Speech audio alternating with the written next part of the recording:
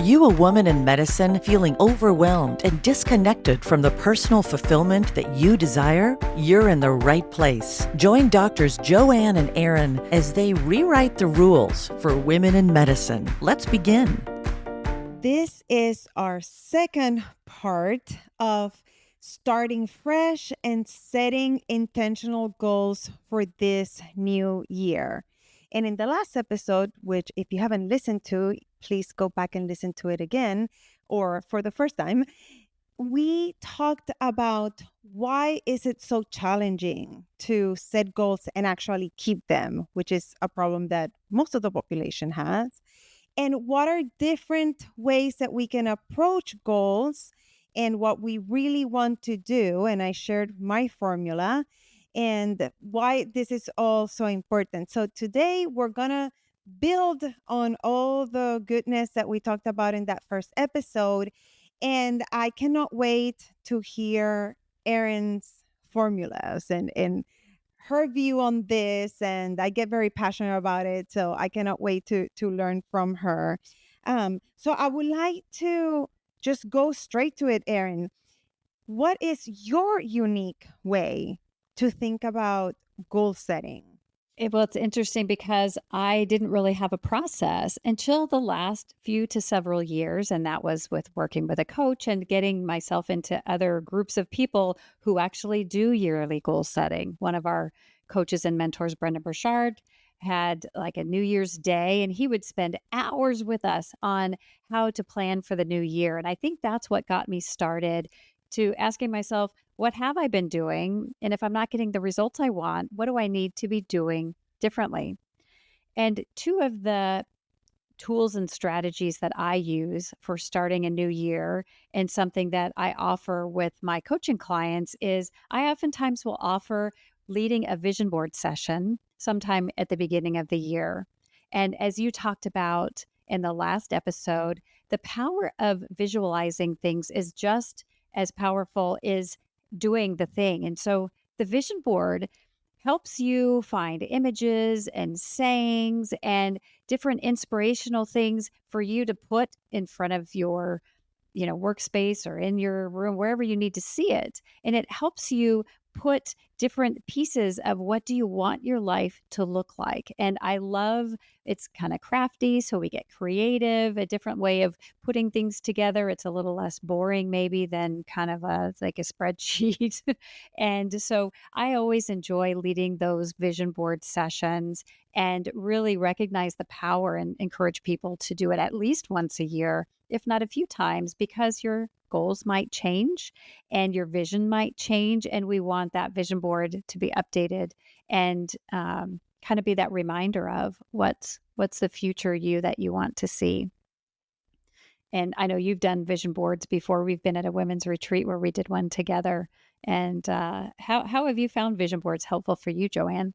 I'm in love with vision boards and kind of how they overlap with the power of manifestation and clarity and staying in alignment. And actually, if I look up, I see mine. It's in one of the shelves in on top of my desk, and I just find inspiration. And sometimes I just look at it and I'm like, oh wow, I did that.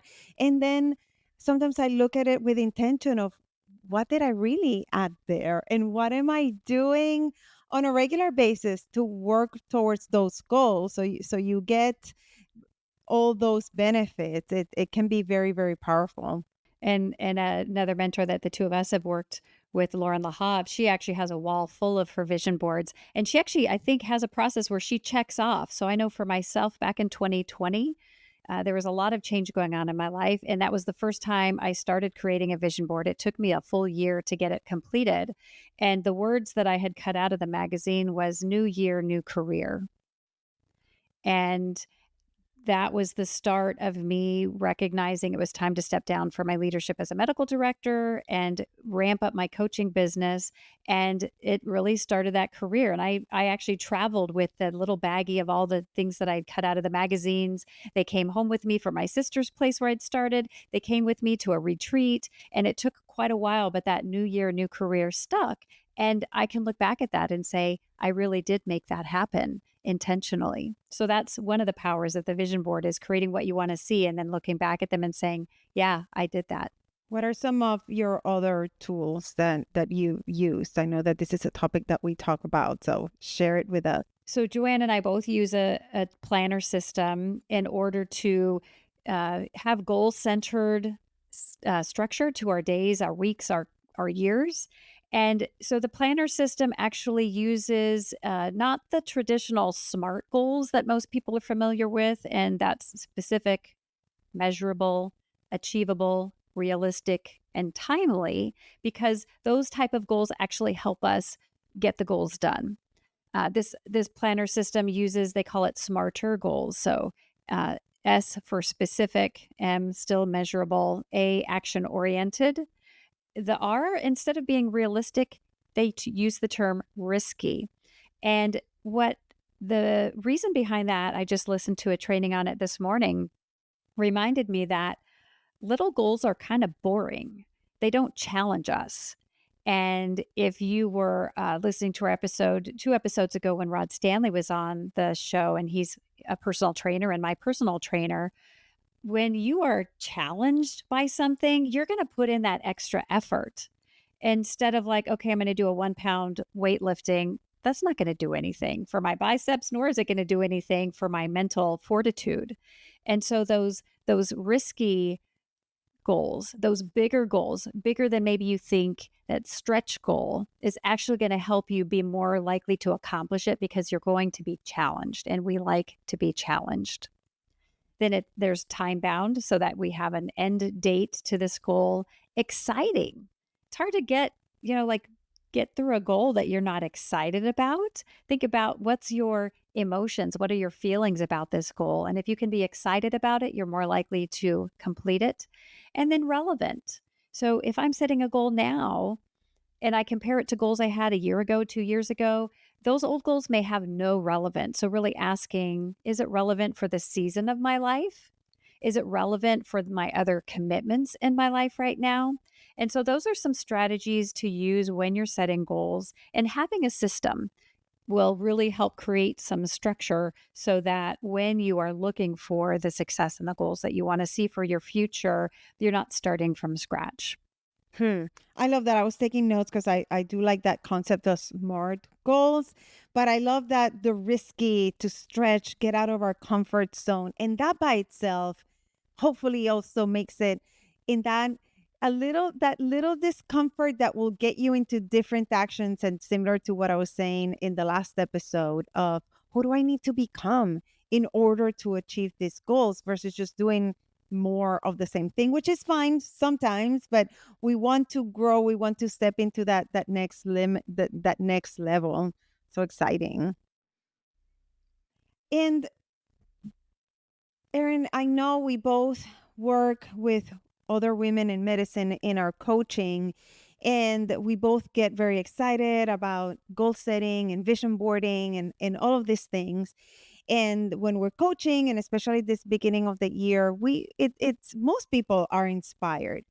Yet we don't always follow through. What do you see that's maybe a little bit more specific for women in medicine in terms of setting goals and keeping them and working towards them? Yeah, so it can be easy to set goals and fun to make a vision board, and yet the follow through and commitment in order to make them um, come to life is hard. And one of the issues I think that gets in our way as women in medicine is some of our strengths. We are independent. We oftentimes DIY things. So we think, oh, I can figure this out myself. And we're overachievers and perfectionists. And maybe not all of those apply to you, but maybe you can relate to some of those different labels. And what this planner system that Joanne and I use actually recommends you limit yourself. Yes, limit. Remember that word, boundaries. So you set a limit to 3. You have 3 priorities for that day, 3 priorities for that week. Even goal setting, they recommend maybe you set 8 to 10 goals for the year and you only get to pick 2, maybe 3 for the quarter. And setting those limitations may feel really uncomfortable, but the flip side is overwhelm.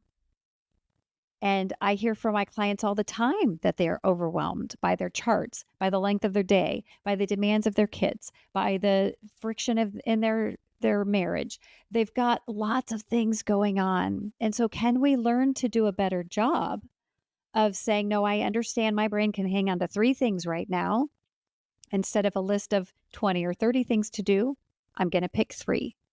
Now, if I get through those 3 and I have capacity for those others, but what are those 3 things you can't afford not to do? Or those 3 goals that you need to set for yourself? And that makes it more manageable instead of feeling like, there's that saying, how do you eat an elephant one bite at a time? I don't want these goals you set to feel like an elephant. It's too big. Like, let's lower the bar, simplify small numbers so that as I think of lowering the bar, how hard is it to step over a bar that's just sitting on the floor? Super easy. You just easily step right over it. Now you raise the bar 6 inches, 12 inches, 2 feet, 6 feet. Each time you raise it, it's harder and harder to get over. So can we as women in medicine get more used to put the bar down on the floor and just step over it and see what that feels like to fuel your future wins? This is so good. I'm sure that no one could relate to the do it yourself, overachieving, perfectionistic tendencies. I have to remind myself, Joanne, the hours do not have 120 minutes. They have 60 minutes only, okay? And I say I do the work and I still sometimes set myself up to want to overdo and then start hitting that sense of overwhelm. And it's also a reminder of our brain goes 1, 2, 3, too many. So this is not just about, oh, baby steps.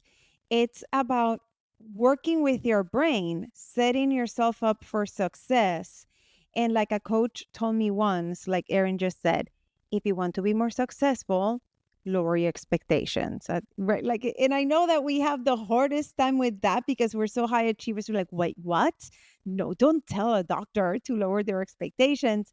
It's more of then you can keep the big goals, right? Like Erin was saying, you can have your 8 to 10 per year and then narrow it down because we cannot really focus on them well if we want to work on all of them. And that's something that I always have to tell the women I coach, because I love doing this kind of coaching. And every so often we'll do the wheel of life, that we go through different areas of your life and where you want to be, and set 1 or 2 goals per area. And then I say, warning, you're only going to pick 2 to 3, and that's almost too many to focus on. And there's always resistance because we're drivers, we are achievers. So it's like, yes, I can work on all of them. And it's yes, you can, but not all at once. So that's just saying exactly what Erin said in a little bit of a different way, in case you're already hearing a little bit of the resistance. This is so good, Erin. Thank you. That I think most of us have heard the term spreading ourselves too thin. And the power of limiting your goals is that instead of making 2% progress on 20 goals, if you limited it to 1, 2, or 3 goals for that day, and you then knocked out goal number 1, knocked out goal number 2, knocked out goal number 3, now, because you got laser focused and less toggling between different activities and different parts of your brain, it's like working smarter, not harder, and using our time and our efforts more wisely in order to get rid of that one thing 100%, instead of having all of these open loops from setting too many goals. So I don't know if that's helpful at all, but the term spreading ourselves too thin really does apply when you're thinking about goals for yourself. Absolutely. And Erin, talking about 1, 2, 3, because we're saying all these good ideas, especially pairing this episode to the last episode. And let's talking about 1, 2, 3 and narrowing things down. What would be a good place for us to start? What would be your best recommendation, especially for women in medicine?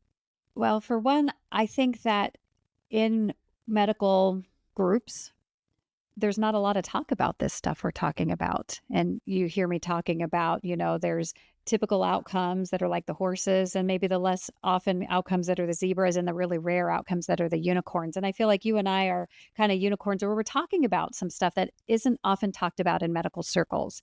And so the power of your community, if you can't find a community, like hopefully you're finding a community here with our podcast where you're hearing other voices, maybe seeing other comments of people like you that you're like, oh, yeah, that.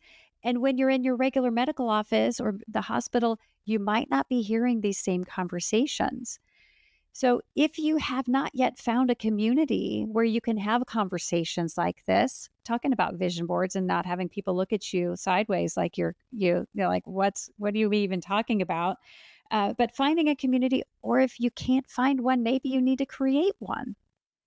And and that's really going to decrease the effort when you find the right people. For me, I had to go outside of the medical community, jump into personal development, and I started finding a few other medical people here and there. And that's how I connected with Joanne. And now that it feels like there are more and more physicians and healthcare providers that are dabbling in personal development, personal growth, so that these conversations aren't completely foreign and we're not just talking CME. But you need to be able to talk about these things with other people and not feel like you're the only one in the room, the only one in your office, the only one that you don't have anybody to talk to about that. It feels very isolating and alone. And that's how I felt the first year I started working with a coach. I was like, I don't even know who to talk to about this. I don't want people looking at me like I'm crazy. So I had to seek people out. And I'm so thankful that I did, because it really helped me understand that there's a lot to be learned outside of medicine, specifically for people in medicine, for women like you. And so if you're not finding those communities around you, maybe start looking in different places. I love that. Yes, and we were just asked a little while ago, how did the two of you meet? And we met at a personal development conference, and then of course we were right, like that attraction of because we were both physicians, feeling kind of alone in that environment, but both with the mission of bringing more of this, spreading this knowledge and goodness, so that we add our 2 cents to changing the culture in medicine, so that we are more centered, more focused on their well-being.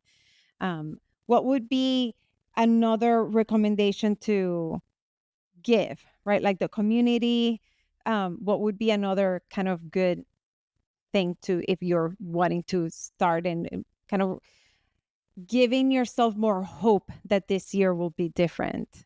Well, you talked about this in the last episode, and we've had this as a repeating message, is we need to pause and celebrate. And that might mean I went to the gym once last week, not 5 times, not 6 times. I went once. I pushed myself really hard. Good job, Erin. And you can even talk to yourself in the third person. It can be really, might sound a little crazy, but it can be very helpful. Good job, Erin. You made it once, and it was a really busy week. And then that builds the momentum instead of criticizing myself. Celebrate the wins. If you need to find crumbs of wins, celebrate those. Don't, don't just gloss it over. Pause, sink it in. And then that also allows you to train your reticular activating system, that thing that tells you what to look for, that tells you what's important. If celebrating wins, big and small, becomes important to you, it's going to get easier the more you practice it. And we all need a little more celebrating in our lives, not just for our goal setting, but just in general, so we can bring more joy to ourselves, more joy to medical practices, and more joy to our community. I feel so inspired. I recently worked on my goals. Um, I did it by myself, and then also did it again when I was doing it with my group of the women physicians I coach. And I feel like I just want to go back and freshen it all up and add all this inspiration. And I'm going to repeat something that you said because it's worth sitting with this thought for you if you're listening. Ask yourself, if I am not getting what I want, what can I do differently? And this is part of why we're here sharing all these ideas, because maybe it'll spark something in you to really connect with those things that are important to you and ask yourself, what do I need to do differently? Where do I need some help, some leverage? How can coaching help me? And then we shared some specific tools that Erin talked about in terms of the planner system, which, and there's many out there. I would encourage you to look out and not just have a calendar, but something that prompts you to get focused on your goals, and then get to your top three that you're working on, and then your top three things.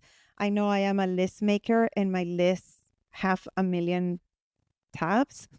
And I've gotten really good at then saying, and what is the absolute thing I have to do today? And I don't write more than three things, and then I definitely celebrate myself. And I'm going to repeat this as well because this is something that we hear also a lot of the SMART goals, and people kind of desensitize from it. But I love the distinctions that you shared from specific, measurable, action oriented, risky, so it pushes you, time bound, and then exciting and relevant, right? Because we need to add that emotion. And then, right, as women in medicine, to recognize that some of our strengths can get in our way, and no, you do not have to do everything. You don't have to do it everything on your own. There are tools, and the power of community. We're going to repeat that over and over, and we are so glad that you're here and that you as our listener are part of our community, and that you help us fill our cup in us coming here and wanting to share everything that we're learning. And with that, Erin, give us one little nugget here of wisdom to add to what we all shared already. The power of role modeling is so important. And so, if you are feeling like you're the only one in your office that has these ideas, that's looking at creating a new vision for your life, that wants to change the culture, that has a new way of doing things, you can start and be the role model for others and let them see what it's like when you have a vision board. Share, like, oh my gosh, I just went to this workshop and I just did a vision board. Share, kind of planting some seeds. And it's interesting to see how you can change the culture from one that is kind of stuck and then starts to gradually, you're infusing your wisdom, your new ideas and energy. And then you look back 6 months later and you're like, oh, wow, things really are changing. And so don't hesitate to be the one that's role modeling a new way. You be the unicorn in your office, in your community, and start seeing what influence you have on everyone else. I am all for role modeling. And I think about it for my kids mainly. And then the more I do this work, the more I believe that there's the role modeling for the new generation and for our current generation, for even for the older generation. We can all create. And I'll add a little tangent here of an example of role modeling that just made my heart burst with joy. One of my clients, Vanessa, she's a physician, and she came to my last retreat, and we did vision boards, and she took a picture of it, and it's her Zoom background. So when she shows up at Zoom meetings at her work, her like background is her vision board. So she's telling me that it's sparking all kinds of comments and questions, and that's the way that she's sharing all of it. So thank you for That's that reminder. incredible. Oh, wow. I I love loved that it. I was so idea. excited. Um, and I hope you are all feeling our passion and our inspiration, our love, all the possibilities that we all have in this coming year. And like I say, and any other Random Tuesday. And please go in and rate our podcast, give us an honest review, and leave us a comment. Tell us what you're loving, what would you like to hear more of. And if you feel inspired, share it. This is how we can get to spread all this good information and help other people. And stay tuned because the next episode is coming up. Do you want exclusive resources and the opportunity to connect with us? Then visit createmeaninginmedicine.com now, where you'll dive deeper into how you can create meaning in medicine. And if you're serious about optimizing your results, take 2 quick steps now. Connect with us on the website and tune in to the next episode.